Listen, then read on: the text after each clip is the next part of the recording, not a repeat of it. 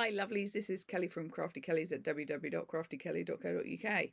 Now, last Monday, which was the 14th of June, I did a really fun show for Linda Chapman and her lovely cutting USBs.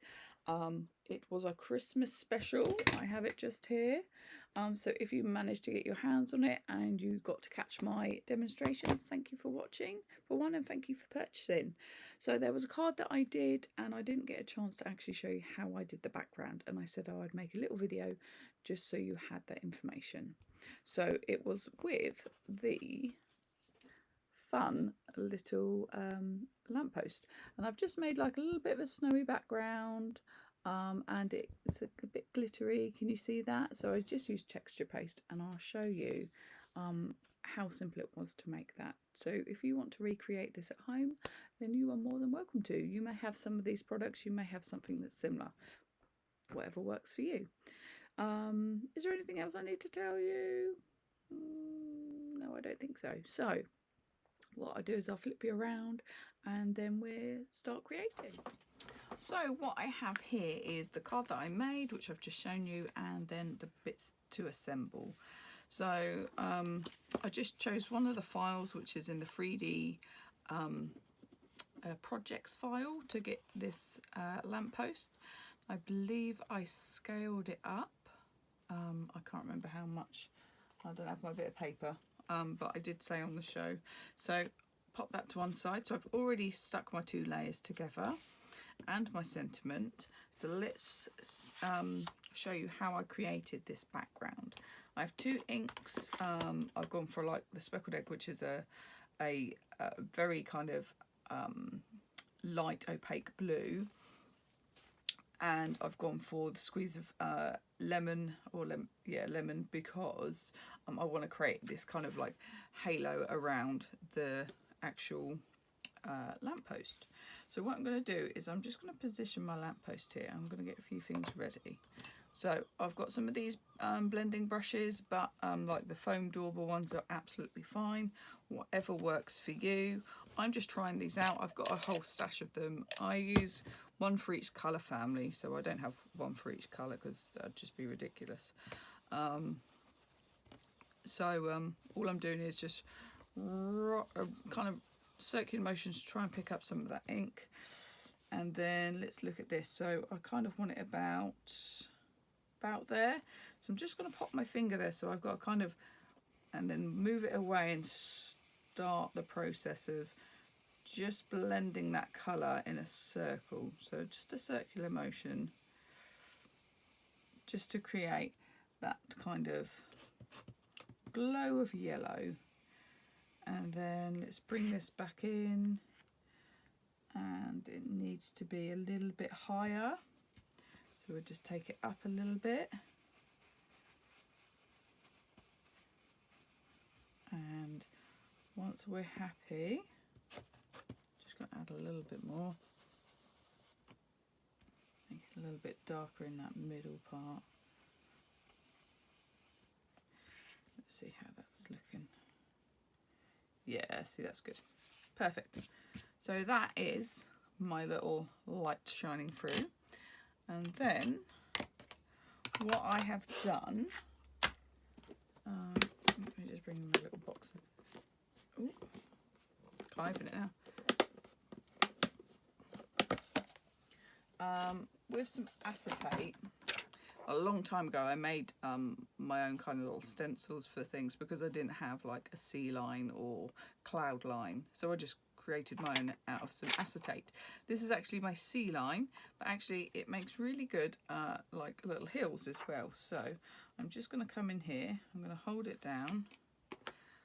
Let's just pick up some of that, and then quite lightly, because I don't want it too dark, beauty of this particular colour, we're just going to work across that line.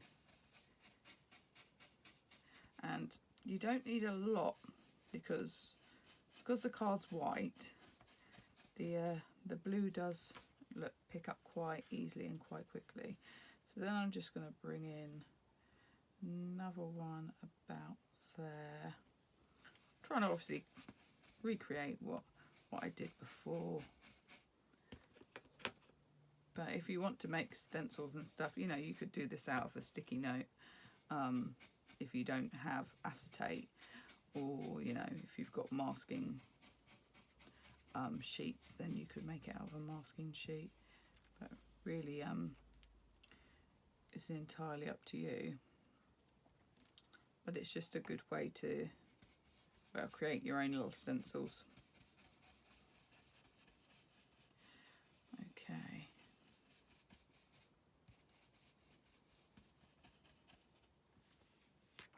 Okay, now all I'm going to do is go around the edge a little bit, soften the edges.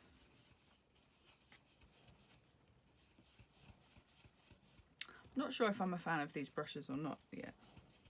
Let me know your thoughts. I think I prefer my sponge daubers. I used to really like the rare earth brushes, and they are good. I don't know, maybe we go through stages. I just find my sponge daubers quite easy to use. My sponge pads, sorry. I'm yet to get some of the Distress blending brushes, but I will get some eventually, and I might have to test them all out.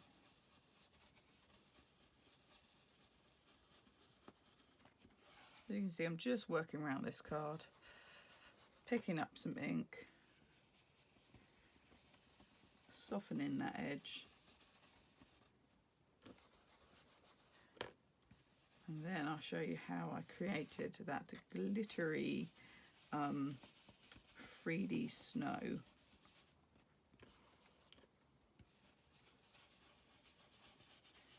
There we go, almost done. There we go. So I've got that nice kind of light frame in the blue. So what I used to create this kind of glittery snow look is, let me grab a card base. Do it have a big one beside me?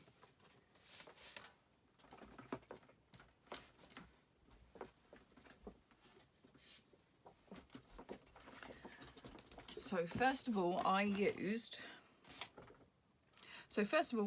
to create the snow part was Distress texture paste. Really easy to use. It does go off fairly quick, so you've got to work fairly speedily. It's really fun. What I've got on the top, this is called Press and Seal. This is something that you can it's generally from the United States. You can order it on like Amazon and stuff here, but it's really good for an extra sealant for things like texture pastes, because they go off really easily and really quickly if there's just the tiniest bit of air in there. So I just pop on a bit of that, and that was advised by Tim Holtz himself, so you know, he's the man and knows what he's doing. So I got some, and it does work. So what I'm going to do is I'm going to follow that snow line, and I'm just going to scrape it along, not too much, and just create like that little hill with that. There we go.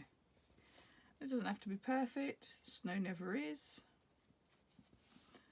And then I took some and I put a smidge on the top there, so it looked like snow had gathered, and then on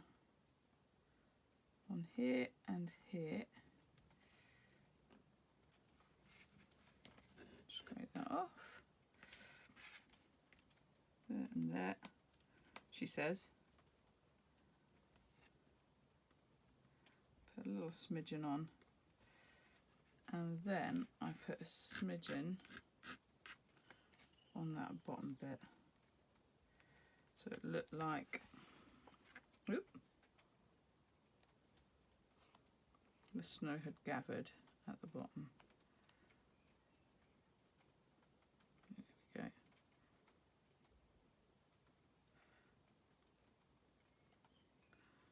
Okay, so once I've fiddled around with it a little, okay, there we go. Just a little bit there. There we go. So put that back on. And then what I have here is I have some glitter. This one is Dazzling Diamonds by Stampin' Up. Use whatever you've got in your stash. And texture pastes, that you can get texture pastes from lots of places. So you don't just have to use the Tim Holtz one. It's just that's the one I've got in my stash. Okay. Now, I know our Dawny Wheeler would hate this because of all the glitter, but, you know, so if you're not a fan of glitter, maybe this isn't the technique for you. I don't mind a little bit of glitter. Ends up going everywhere. So what I'm going to do is I'm just going to scoop that back up. Pour it back in my pot. And this is why I'm using a card base, because I can easily pick up the glitter and tip it back in. You know, one card base out, my stash is fine. Okay.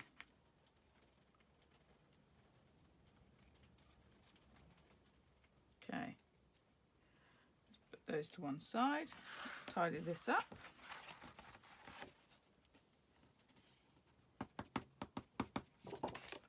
Right, I'm going to have glitter on me for days, but that's fine. Bit of glitter, never hurt anyone. Ooh. Okay, so what I'm going to come here is go a little blow to get rid of some of that. And this will need just a second to dry. But look how glittery that is and how lovely. It looks like, you know, snow scene. You know, whatever you want to put in a snow scene, you can. So what I'm going to do is start putting the rest of it together. Where did I put the other bits? Here. So the yellow cardstock I've used is actually from Linda's Spectrum. I really like the Spectrum colours. They're really bright and vibrant. Not to say I don't like the Woodstock, but I love the kind of the brightness of them. So, you know, if you want a brighter cardstock collection, the Spectrum card is probably a good choice. Oh. A little bit skew-whiffy. Seem to have cut this a little bit big, but that'll do. That'll do. Now, let's see how we're doing. See, ideally I need to leave that a little bit longer, but I'll be a bit gentle. Oop.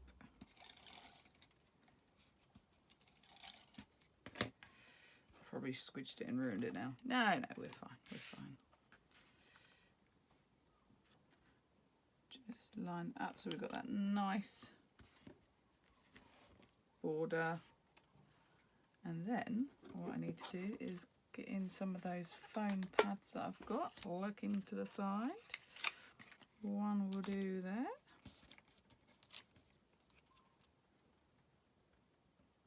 There we go.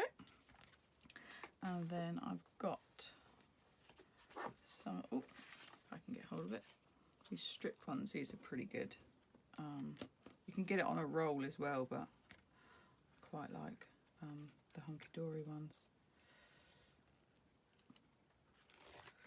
So,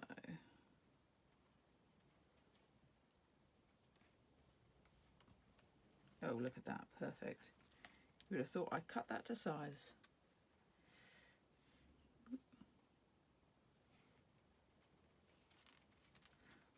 Let's work from the centre part. Here we go, so we get it in the right spot. There we go. And there, oh, keep moving my ball around, sorry guys.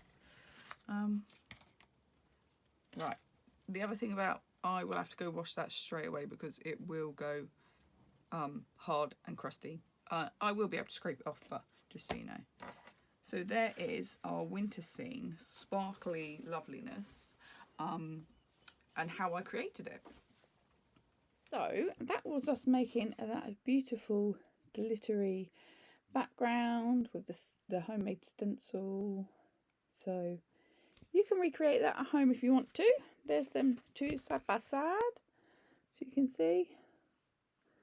Aren't they fab? So these are really lovely, quite easy to create Christmas cards, which are quite elegant. So I hope you've enjoyed creating that with me today. I am back up at Create and Craft tomorrow, which is the 19th, for a die sale show for Linda Chapman and the Paper Boutique. So I hope you can join me then. And then I'm back again on Friday the 25th, but it's the Friday, with some lovely stamps from Pretty Penny. So stamps by me and Tony. So hope you can join me for that.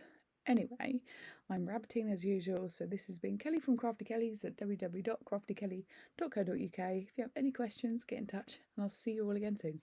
Bye now.